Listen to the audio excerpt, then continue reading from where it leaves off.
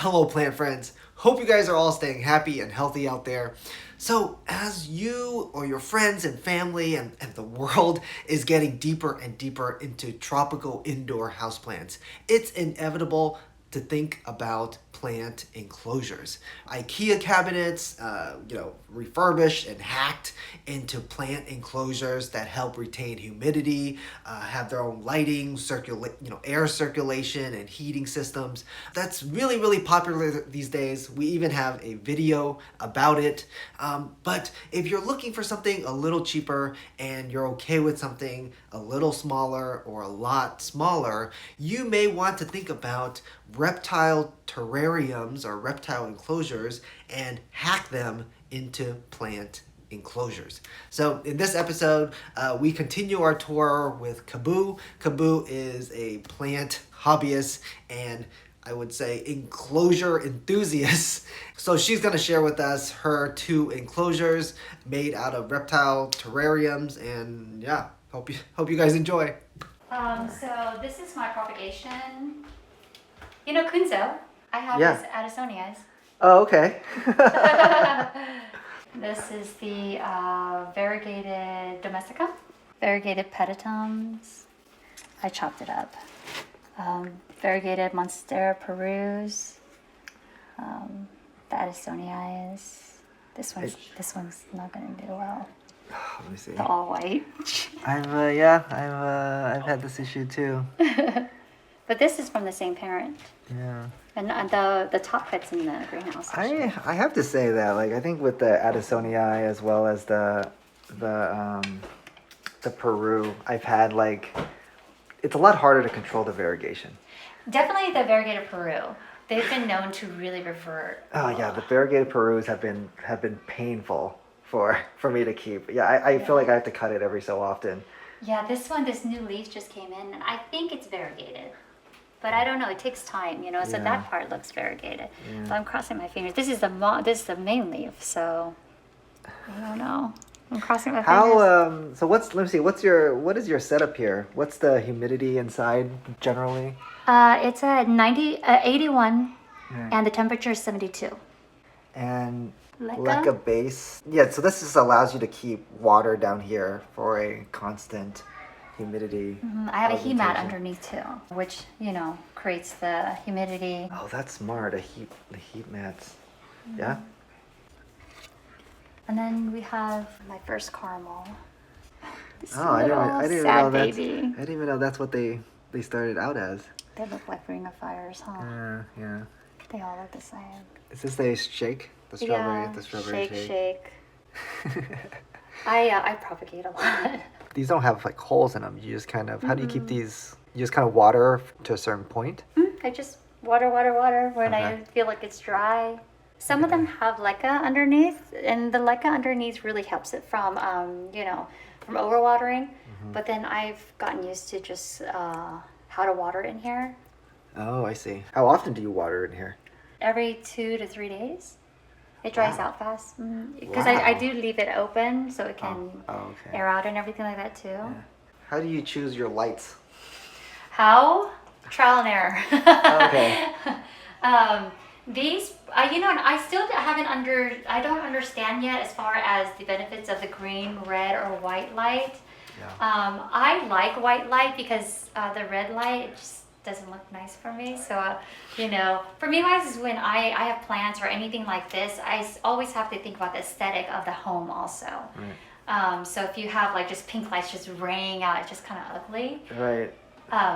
But then as far as how I picked it, I kind of just went to Home Depot, was like, this looks like a good one. And it turned out great, actually. But it has to be LED. Because I have a glass top, and you can't put like heat activated. It gets really hot, right? Yeah. Yeah.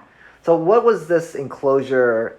Was it made for plants? What was it made for? Reptiles? Reptiles. Okay. All right. Yeah. It's a Exoterra terrarium for reptiles and everything. And It's a good size, and I think you really did a good job with it. yeah, the moss wall really allows me to utilize it vertically as opposed to just horizontally on the floor. Yeah. This is mainly for like propagation and everything. Do they do better here than in your greenhouse? Yes, my greenhouse, I don't control the temperature of my, the temperature of my humidity. So it's not constant for like things that needs that to grow faster. I mean, any of these can grow actually in the greenhouse, but then just this constant humidity allows it to grow faster at more rapid speed. Yeah, I think the heat helps as well. Yeah. This is another one I have. But this is smaller, and I keep my mint in here and my El Salvadors. Ooh.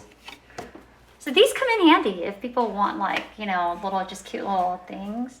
How much is an enclosure like this? Oh, this empty? Yeah. I mean, you empty. can get it on Craigslist or Facebook Marketplace for People, like $30. People who got into like the Reptile game and now they're just like done with it. Yeah.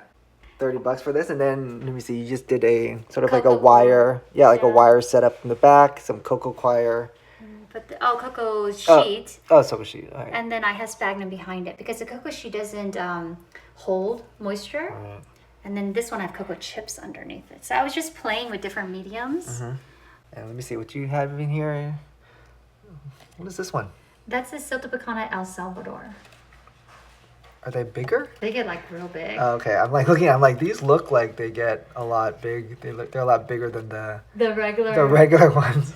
Also, the sheen on it is more silvery.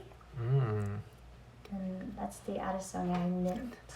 What do you think about the Addisonii mint? Is there like an Addisonii aria, or is it just a mint? Yes, there is. There is. Okay. That just started coming up in the market. Yeah, I think that the Addisonii mint looks like it has mosaic virus, but it started like when I got it, it was pretty ugly looking, like mosaic. But then now that it's matured, it's starting to get very shiny white.